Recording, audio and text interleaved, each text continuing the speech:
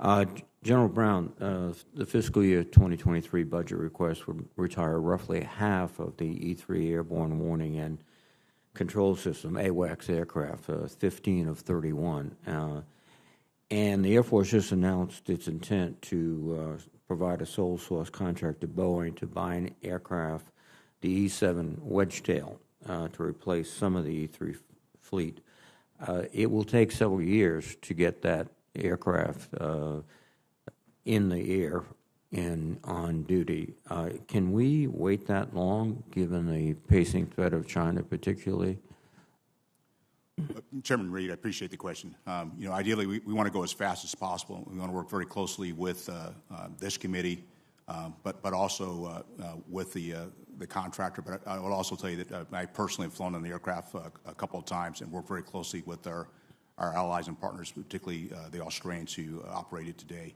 And our goal here is to learn as much as we can from them, at the same time to accelerate where we can to get the procurement. But we want to put ourselves in the best place possible to make sure we have the capabilities required. And Secretary Kendall, typically it's you fly the aircraft before you buy it, you test it, et cetera. But as General Brown alluded to, the Australians are already flying the E-7. Great Britain is ahead of us in line in terms of production.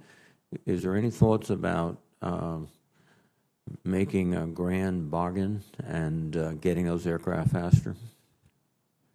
Chairman, we are exploring options to try to do that. It's not clear that there are opportunities, but we're investigating them. The timeline is driven by the fact that we're buying new commercial airplanes and then modifying them to be the surveillance platforms that we want. Getting the airplanes is about a 2-year process, and then modifying them is another 2-year process. So there are things that we could do, however, to maybe get access to aircraft earlier, one way or another. There are things we might be able to do to reduce risk and to make sure we make that schedule.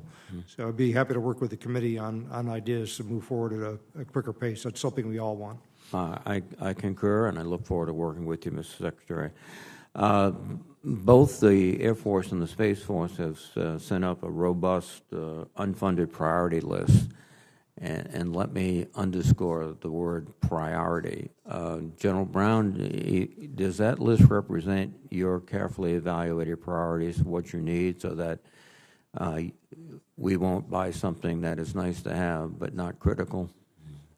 Chairman, it does. And it actually, as the way it's laid out, it looks at some of our readiness aspects as well as our procurement and weapons to go with the platforms we are pursuing. So it's a combination of not just the platforms, but really all the capability we'll require as we move forward.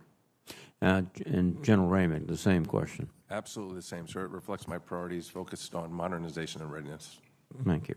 A final question, Secretary Kendall, is that we have to renew the Small Business Innovation Research and Transition programs.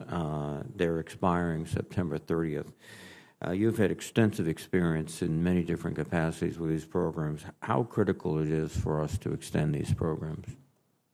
They're very important programs. They've been used for a very long period of time to provide money to encourage small businesses in particular to develop their products and to transition them to where they're at a position where we could acquire them. The Air Force in particular is using a new approach to this to try to bring in more outside competitors. I think that's been fairly successful. To bring firms to the market for the Defense Department that normally wouldn't be there, and to try to transition those projects quickly. General Brown and I are going to be reviewing a lot of the ongoing projects to decide which ones we think are definitely need to get across the valley of death so that we could do that more predictably than it's been done in the past. But the program itself is of very high value.